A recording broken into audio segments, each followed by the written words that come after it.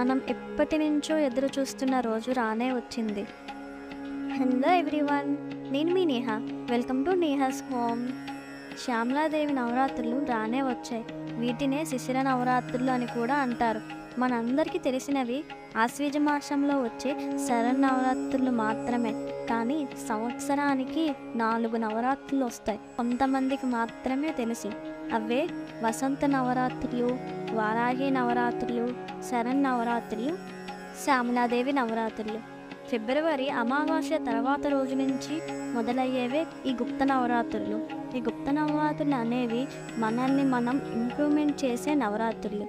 లలితమ్మవారు బండాసురుడు మీద యుద్ధానికి వెళుతూ ఉంటే 4 వైపులా ఉన్న దేవతలు అశ్వరూఢదేవి, సంపత్కరీదేవి, వారాహిదేవి, శ్యామలాదేవి.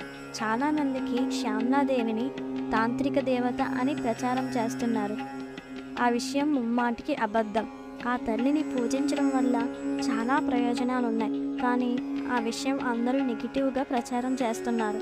ఆ తల్లిని ఆరాధించడం వల్ల అద్భుతమైన వాక్కును ప్రసాదిస్తుంది. ఆ తల్లిని నమ్మి ముందడుగు వేసిన వాళ్ళని ఎప్పుడూ వదిలిపెట్టదు. చాలామంది నువ్వు ఎంత చదువుదామన్నా మాకు రావట్లేదు, చదివినా గుర్తుండటం లేదు అని ఎంతో బాధపడుతున్నారు. అలాంటి వాళ్ళకి కూడా చేయూతనిచ్చి నిలబడేలా చేస్తుంది ఆ అమ్మ. నా జీవితంలోనే నేను ఎన్నో మార్పులు చూశాను. ఏమీ రాని నాకు కూడా నేనున్నాను అని చేయూతని అందించింది.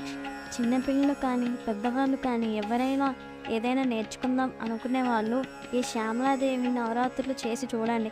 వాళ్ళకి ఆ విద్య వెంటనే అంటుకుంటుంది. మంచి జ్ఞాపక శక్తి ఉంటుంది. ఈ తల్లిని పూజించడం వల్ల జన వశీకరణ శక్తి వస్తుంది.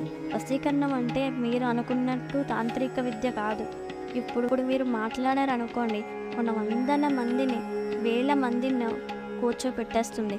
మన చాగంటి కోటేశ్వరరావు గారు మాట్లాడుతుంటే అన్ని వేల మంది ఎంతో ఇష్టంగా వింటారు. అది జన వశీకరణం. ఇన్ని మహిమలున్న తల్లిని ఆరాధించడం మన అదృష్టం. ఈ నవరాత్రి 9 రోజులు ఆ తల్లిని పూజించి ఆ తల్లి దండకం చదివి చూడండి. మీ జీవితంలో ఎన్నో మార్పులు చూస్తారు.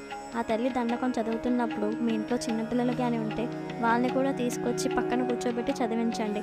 అప్పుడే ఆ పూజా ఫలితం మీకే కాకుండా మీతో ఉన్న పిల్లలకి కూడా దక్కుతుంది. మీకు కానీ నా వీడియో నచ్చినట్టయితే లైక్ చేయండి, షేర్ చేయండి అండ్ సబ్స్క్రైబ్ చేయడం మాత్రం మర్చిపోకండి. మన సనాతన ధర్మం అందరికీ తెలియాలి. అందుకనే మీ ఫ్రెండ్స్ అండ్ ఫ్యామిలీ మెంబర్స్ కూడా షేర్ చేయండి.